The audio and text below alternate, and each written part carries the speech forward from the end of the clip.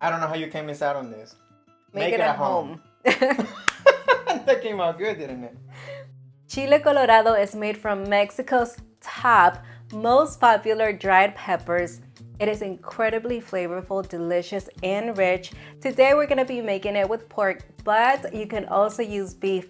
The best part is you can find the full printable recipe on villacocina.com. It is convenience at your fingertips. All right, let's get started with the dried peppers. These are truly the star of the show. We're gonna need 8 guajillos and 2 ancho chili peppers. Cut them open. That way we can remove that seed, the veins, and obviously the stem part. Guajillos are considered one of the top 3 most popular peppers in Mexico because they are mild in heat, they have a low profile flavor that allows them to pair perfectly with so many other peppers. When it comes to ancho chiles, they are mild in heat as well, but they have this dried fruit sweetness that's so special with a tomato-like acidity. You can also take note of its wrinkled skin. Now toast them over medium to medium-low heat. Turn them continuously because you don't want them to burn. This process really brightens and deepens the flavors, and you're gonna notice because the aromas are gonna start to release. As soon as they're hot on both sides, they have kind of softened. Remove them from the heat, they're ready. Take them over to the sink, rinse and drain them. Bring 4 cups of low sodium chicken broth to a light, gentle simmer. Place the peppers inside, turn off the heat, cover the pot, and allow them to hydrate until completely softened. Before we move on to the sauce, let's do a little bit of prep. Dice half of a large white onion. Ooh, those tears are coming, but we're done. Now 6 garlic cloves. Peel and mince them. The chilies are still hydrating. That gives us time to get started on the meat. We need 3 pounds of pork shoulder bust and butt, and this is boneless. And I like to go ahead and trim off any excess fat. A good marbling is fine, but when you have those big, thick chunks of fat, it's just not appetizing. So just remove those.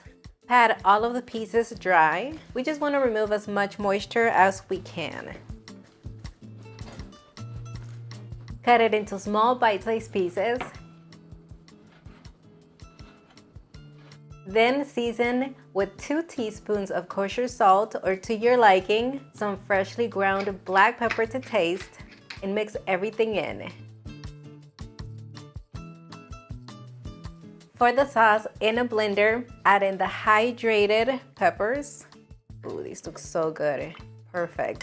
For the chicken broth, they were soaked in as well. And while you're at it, how about you pour that finger into that like button.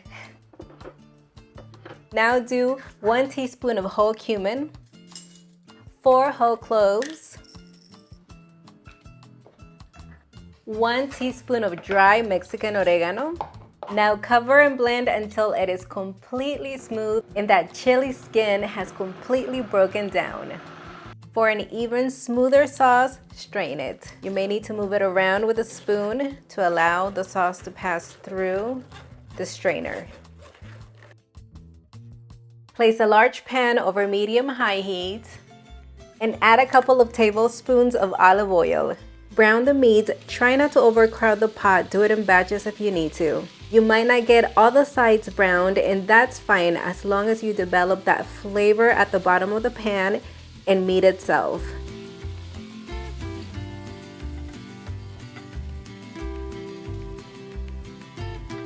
Meat is done. Add a little bit more oil if needed. Lower the heat to medium-low and saute the onions until slightly softened. It looks like I did have to add a little bit more oil. We are looking good. Time to add the garlic. Saute it for about 1 minute. Add in the meat with all of its juices. That is flavor, my friend. Let's finish it off with 2 cups of low sodium chicken broth. And to seal the deal, the sauce we strained. Also add in 3 bay leaves. Mix it around, that way we finish picking up all of that good flavor from the bottom. Let it reach a boil, then lower the heat to medium-low. That way it reaches a gentle simmer. Cover the pot and allow it to cook for 45 minutes. While the stew is cooking nicely, prep 2 potatoes. I'm just gonna dice them into small bite-sized pieces as well. If you want to peel them, that's fine. I like to leave the skin on for that fiber content. To brown the potatoes, place a large pan over medium heat. Add a couple of tablespoons of olive oil. Once hot, you can add them in. Lightly season them with half a teaspoon of kosher salt. Toss them or mix them in and just let them get a nice brown color. Don't worry if they don't fully cook. That's gonna happen once they're incorporated into the chile colorado. Our potatoes are browning. Let's check the stew. Beautiful. At this point, the meat is gonna be really soft, but as you can see, that sauce is still really loose. We have to let it thicken. So just leave it uncovered and set a timer for 15 minutes. The potatoes look good. Remove them from the heat. This is looking great. Now some of the fat has risen to the top and I like to take the opportunity to remove it. It is definitely optional. Once that's done, let's look at the consistency of the sauce. It's reduced down, it's looking much better. This is the point you want to add the potatoes. Just add them right in there. Mix everything in. Oh, this is looking wonderful. Give it an additional 15 minutes. That way the potatoes finish cooking. All right, this looks wonderful. Turn off the heat and let's take a look at that sauce. It runs beautifully and it's slightly thickened. The meat is melt in your mouth tender and those potatoes are cooked through as well. All we have to do is season it with salt to taste. I'm gonna be doing half a teaspoon of kosher salt. Mix it in, and now you can serve it. Accompany it with some cooked beans, Mexican style rice. Top that meat with some chopped cilantro and a squeeze of lime juice. The link to the rice and beans is gonna be down in the description area. I am excited to taste. Oh man, this is so good. It looks so good. I know, right?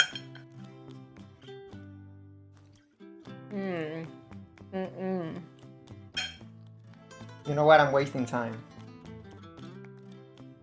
I don't even have to bite into it. The potatoes are super soft. The meat, I mean, let me just get started on that meat. It is melting your mouth tender. That lime opens the flavors beautifully. Something magical happens when you mix a little bit of lime juice with a chili sauce. The meat, I have to. Oh my goodness. Another great option for the rice could be quinoa. It's not traditional, but I am definitely gonna pair it with some quinoa as well. I think it's good. Yeah, and maybe even a bowl of salad. Look, mix and match, make it your own, whatever works for you, right? The potatoes. I love the guajillo flavor. It's a classic. I mean, it is on the top 3 most popular peppers in Mexican cuisine for a reason. It's on my top 3. Right? I don't know how you can miss out on this. Make it at home. That came out good, didn't it? I know, we did not rehearse it. That's how inspired we are. I know. Don't forget that you can follow us on all of our social media platforms. And until the next one, bye.